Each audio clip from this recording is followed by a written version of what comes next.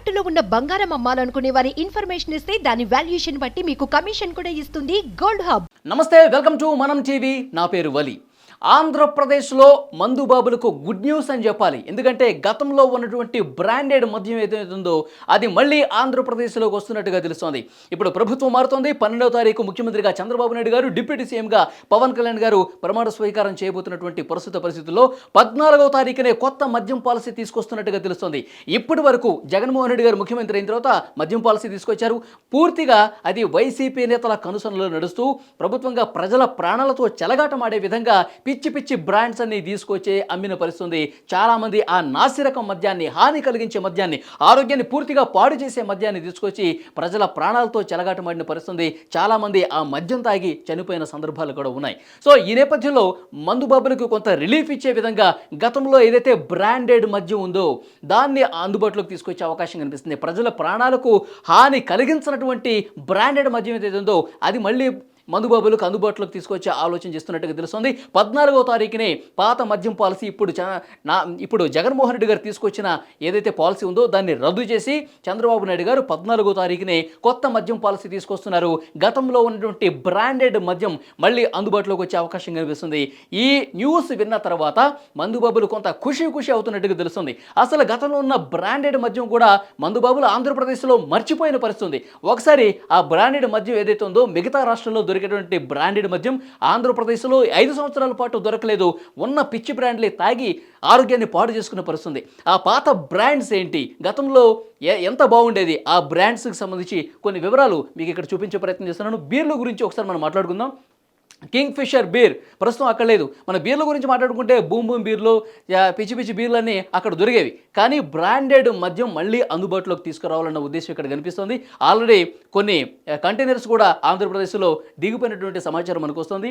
So king fissure beer కావచ్చు, Budweiser, హెవర్స్ 5000, నాకోట్, ట్యూబర్గ్, కార్ల్స్బర్గ్, corona, ఈ బీర్లన్నీ కూడా మళ్ళీ బ్రాండెడ్ బీర్స్ అన్నీ కూడా మనకి అక్కడ ఆంధ్రప్రదేశ్లో 14 తర్వాత అందుబాటులోకి వచ్చే అవకాశం ఉన్నట్టుగా స్పష్టమైన సమాచారం వస్తుంది. ఇక లిక్కర్కి సంబంధించి కూడా మ్యాన్షన్ హౌస్ గతంలో లిక్కర్కి సంబంధించి కూడా ఏవో పిచ్చి అసలు ఊరు పేరు తెలియని బ్రాండ్లు పూర్తిగా అసలు అంటే ప్రజల ప్రాణాలకు హాని కలిగించే విధంగా, ఆరోగ్యానికి హాని కలిగించే విధంగా ఏవైతే కెమికల్స్ ఉంటాయో అవి పూర్తి స్థాయిలో ఎక్కువ పర్సంటేజీలు పెట్టి అందులో ఫిల్ చేసి అమ్మిన పరిస్థితుంది. చాలామంది ప్రాణాలు కూడా కోల్పోయిన పరిస్థితుంది. అంటే పూర్తిగా అడిక్ట్ అయినటువంటి పరిస్థితి కూడా ఉంది. మనకు తెలుసు కరోనా సమయంలో మద్యం లభించిన సమయంలో, ఎందుకంటే ఈ పిచ్చి బ్రాండ్లకి అలవాటు పడిపోయినటువంటి మందుబాబులు ఇక శానిటైజర్ను కూడా, అంటే కరోనా టైంలో మనం చేతులకు రాసుకునే శానిటైజర్ను కూడా తాగేసి ప్రాణాలు పోగొట్టుకున్నటువంటి పరిస్థితులు చూసాం. సో అలాంటి పరిణామాలు ఆంధ్రప్రదేశ్లో చోటు చేసుకున్నాయి. సో ఆ పిచ్చి బ్రాండ్స్ అన్నీ కూడా వెళ్ళిపోవాలి, బంద్ అయిపోవాలి. గతంలో ఏదైతే బ్రాండెడ్ మద్యం ఉందో అలాంటి కంపెనీలు, బ్రాండ్ కంపెనీలు మళ్ళీ ఆంధ్రప్రదేశ్లో ఉండాలని ఈ కొత్త పాలసీ మళ్ళీ తీసుకొస్తున్నట్టుగా తెలుస్తుంది. లిక్కర్కి సంబంధించి కూడా మ్యాన్షన్ హౌసు, ఇంపీరియల్ బ్లూ, అలాగే టీచర్స్ అంట, సిగ్నేచరు, బ్లెండర్ స్ప్రైడు, రాయల్ స్టాగు, మార్ఫియస్ అని కొన్ని బ్రాండెడ్కి సంబంధించి నేను ఈరోజు వైన్ షాప్కి వెళ్ళి అక్కడ ఏవైతే బీర్లలో ఎన్ని రకాలు ఉంటాయి, అలాగే లిక్కర్కి సంబంధించి ఏవే పేర్లు ఉంటాయో నోట్ చేసుకుని వచ్చాను. సో ఈ వీడియో ఇలాంటి బ్రాండ్స్ అన్నీ కూడా ఆంధ్రప్రదేశ్లో ఇక్కడి నుంచి లభ్యం కాబోతున్న సమాచారం మీకు అందించాలన్న ఉద్దేశంతో ఈ పేర్లని నేను నోట్ చేసుకుని వచ్చాను. సో మందుబాబులకు ఇది నిజంగా ఒక గుడ్ న్యూస్ అని చెప్పాలి. ఎందుకంటే అసలు ప్రజల ప్రాణాలకు హాని కలిగించే విధంగా మందుబాబులు అవి తాగి ఆరోగ్యాన్ని పాడు చేసుకుంటున్న సందర్భం ఉంది. కాబట్టి బ్రాండెడ్ మద్యం అందించాలి, పాత పాలసీని పూర్తిగా బంద్ చేయాలన్న ఉద్దేశం ప్రస్తుత ప్రభుత్వంలో, ఇప్పుడు 12వ తారీఖు ఏర్పడబోయే ప్రభుత్వంలో చాలా స్పష్టంగా కనిపిస్తుంది.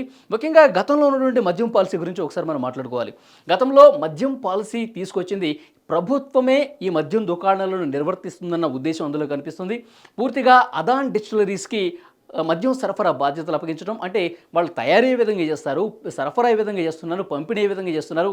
ప్రజలు ఎవరైనా మందుబాబులు ఒక మద్యం దుకాణాలకు వెళ్ళి మద్యం తీసుకుంటే లెక్కపత్రం ఉండదండి. అంటే క్యాష్ అండ్ క్యారీ అనమాట. డబ్బులు ఇవ్వాలా అంటే ఆన్లైన్ ట్రాన్సాక్షన్స్, యూపీఐ ట్రాన్సాక్షన్స్ కూడా లేవు. అంటే మనం ఎంత చెల్లిస్తున్నాము, మనకి ఎంత మద్యం ఇస్తున్నాడు, ఈ లెక్కపత్రం ఏది ఉండదు. అంటే దీన్ని బట్టి అర్థమవుతుంది ఏంటంటే వైసీపీ నాయకులు కొంతమంది వాళ్ళే కొన్ని డిస్టిలరీస్ కంపెనీస్ పెట్టుకోవడం, ప్రభుత్వానికి ఆదాయం ప్రజల నుంచి కట్టేటువంటి పన్నులకు సంబంధించి ప్రభుత్వ ఖజానాకు వెళ్ళేది చాలా తక్కువ శాతం. వైసీపీ నాయకులు ముఖ్యంగా జగన్మోహన్ రెడ్డి ఖాతాలోకే ఎక్కువ వెళుతుంది. ఈ విధంగా పాలసీని రూపొందించారని పెద్ద ఎత్తున ప్రతిపక్షాలు అప్పట్లో కూడా విమర్శలు చేసిన పరిస్థితి ఉంది. సో దీని మీద కూడా ఇన్వెస్టిగేషన్ ఇన్వెస్టిగేషన్ చేయాల్సిన అవసరం ఉందని చెప్పి చాలా బలంగా చెప్తున్నటువంటి పరిస్థితి కనిపిస్తుంది. ప్రభుత్వం ఏర్పడిన వెంటనే ముందుగా దృష్టి పెట్టే అంశం మద్యం పాలసీకి సంబంధించి.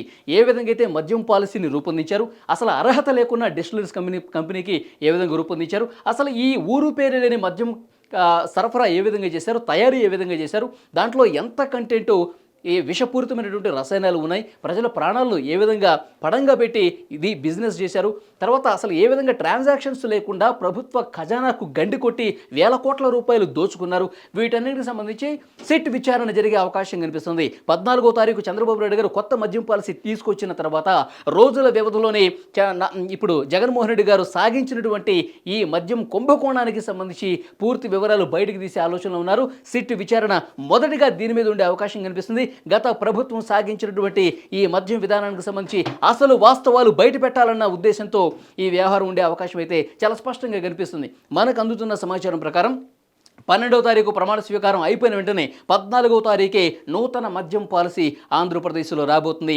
మందుబాబులకు ఇదొక శుభవార్తగా చెప్పాలి. ఎందుకంటే ఈ పిచ్చి పిచ్చి బ్రాండ్లన్నీ పోయి ఇప్పుడు నేను చదివి వినిపించినటువంటి బ్రాండెడ్ మద్యం ఏదైతే ఉందో, బీర్లు కావచ్చు, తర్వాత లిక్కర్ కావచ్చు, ఇవన్నీ మళ్ళీ అందుబాటులోకి వస్తున్నాయన్న సమాచారంతో మందుబాబులు కొంతవరకు ఖుషి అయిపోతున్నారు.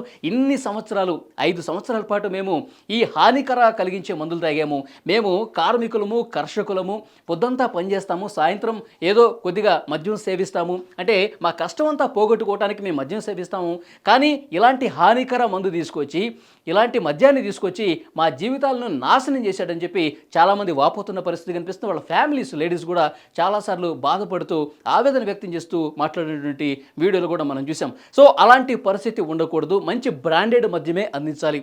యాక్చువల్గా మద్యం తాగటం ఆరోగ్యానికి మంచిది కాదు, అయినప్పటికీ కూడా హానికరమైనటువంటి మందు ప్లేస్లో కొంత బ్రాండెడ్ మద్యం పెట్టాల్సిన అవసరాన్ని ప్రస్తుతం ఉన్నటువంటి ప్రభుత్వం గుర్తించినట్టుగా తెలుస్తుంది.